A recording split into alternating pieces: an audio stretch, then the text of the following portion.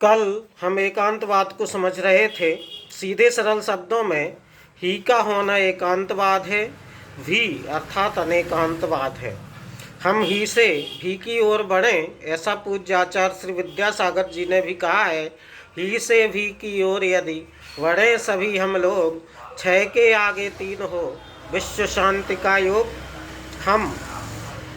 हमें समझ में आया होगा कि वस्तु के एक धर्म रूप का कथन एकांतवाद है और वस्तु के अनेक धर्मात्मक कथन करने वाला सिद्धांत एक अनेकांतवाद कहलाता है। उदाहरण हम स्वयं हैं। हम किसी व्यक्ति की दृष्टि में पुत्र हैं तो किसी की दृष्टि में पिता भी हैं।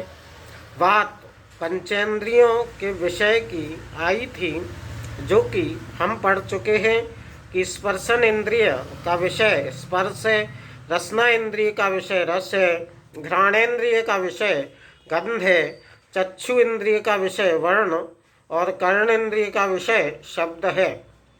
अब आगे पंडित दौलत राम जी कह रहे हैं कि जो ख्याति लाभ पूजादि चाह, धैर्य करन विविध विध देह दाह, आत्म अनात्म के ज्ञानहीन, जे जे करुणी तन करन छीन।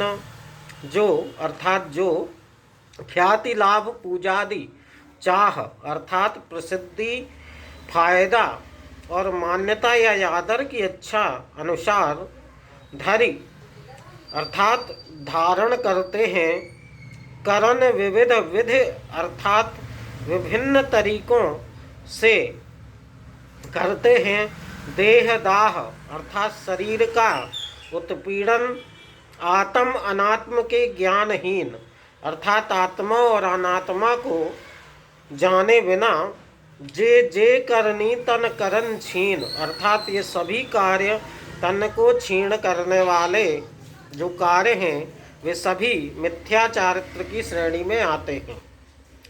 अगले छंद में मिथ्या चारित्र के त्याग का उपदेश करते हुए पंडित जी कहते हैं, ते सब मिथ्या चारित्र त्याग, अब आत्म को हित पंथ लागो, जग जाल भ्रमण को देहु त्याग, अब दौलत निज आत्म सुपाग।